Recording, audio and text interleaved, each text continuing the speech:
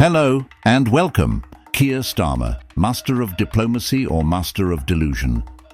Keir Starmer, the man, the myth, the political marvel, known for his masterful handling of tricky situations and his razor-sharp sense of, irrelevance. Our beloved leader is now bravely navigating the stormy waters of international relations. His latest act of genius, claiming he can maintain a good relationship with none other than Donald Trump, despite Trump's campaign accusing Labour of blatant foreign interference in the US election. Yes, you heard that right. Starmer, the diplomatic savant that he is, seems to believe that a good dinner and a couple of photo ops can smooth over a complaint filed with the US Federal Election Commission. Bravo, Keir, bravo. Starmer's volunteers, secret agents of spare time diplomacy. The Trump campaign, in their infinite wisdom, lodged a legal complaint against Labour officials who ventured across the pond to volunteer for Trump's Democratic rival, Kamala Harris. How dare they try to interfere in another country's election? Well, at least according to Trump. But not to worry. Starmer, with his signature nonchalance, assured everyone that these volunteers were simply doing it in their spare time. That's right, folks. Labour officials were just casually volunteering to support a US presidential campaign in their off hours, as if it's some after-work hobby, like knitting or assembling IKEA furniture. Apparently, spare time. Diplomacy is a thing now. Keir, always on the cutting edge of international relations, Starmer's school of wishful thinking, we have a good relationship. But wait, there's more. When asked if this pesky little complaint might jeopardize his oh-so-precious relationship with Donald Trump, Starmer delivered the most reassuring answer in political history. No, I spent time in New York with President Trump, had dinner with him, and my purpose in doing that was to make sure that between the two of us we established a good relationship, which we did. Yes, a single dinner, because nothing says solid international alliance like a plate of overcooked steak and some forced small talk. Apparently, Keir thinks his chat over the appetizers was so compelling that it will erase the memory of Labour volunteers knocking on doors for Kamala Harris. Starmer and the FEC, a lesson in creative international relations. According to Trump campaign lawyer Gary Lorkowski, the US Federal Election Commission is taking this seriously. After all, they've been here before. Back in 2016, the Australian Labour Party sent delegates to help Bernie Sanders' campaign, and they were fined for it. Oh, and Bernie's team was fined too. So yes, there's precedent for this kind of international meddling.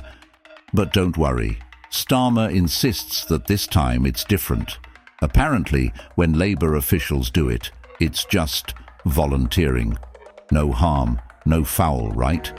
Just a casual jaunt across the Atlantic to play politics in the world's biggest democracy. Trump's praise, a very nice man, a great race, and a comedy of errors. Lest we forget, Trump did heap praise on Starmer after their little dinner date in New York. According to the former US president, Starmer is a very nice man who ran a great race in the UK election. But of course we all know that Trump's compliments are about as reliable as a weather forecast in Britain. The same man who called Starmer nice is now leading a campaign accusing him of meddling in US politics. Sounds like the makings of a great relationship, doesn't it? Nothing builds trust like a formal legal complaint. Starmer's historical parallel, when diplomacy goes Yorktown. In a move that can only be described as historically creative, the Trump campaign's complaint even took a swipe at British history. When representatives of the British government previously sought to go door-to-door in America, it did not end well for them. The complaint noted, referencing the 243rd anniversary of the British surrender at the Battle of Yorktown. It's a biting reminder that perhaps meddling in US affairs isn't something the UK has ever been particularly good at. But leave it to Starmer to try again, because clearly he's learned so much from history. Keir Starmer, the diplomatic genius no one asked for. So, what have we learned from all this? Well, if you're Keir Starmer, you probably haven't learned much at all. The Labour leader seems blissfully unaware that his actions, and those of his party, are rapidly spiralling into diplomatic chaos. He insists that everything is under control, that Labour volunteers were just having a bit of fun in their free time, and that his relationship with Donald Trump is as solid as a soggy biscuit. It's classic Starmer, blind optimism in the face of glaring problems. Meanwhile, critics are having a field day. Starmer's ability to manage international relations appears about as robust as his ability to rally his own party, i.e., not very. This is a man who seemingly believes that a casual dinner with Trump is enough to navigate the thorny world of global diplomacy. It's the kind of wishful thinking that makes you wonder how he got this far in politics. The future of Starmer's good relationship. As the legal complaint against Labour makes its way through the US Federal Election Commission, one has to wonder how much longer Starmer can cling to this delusion of a good relationship with Donald Trump. While he insists that nothing will come of it, the reality is far murkier.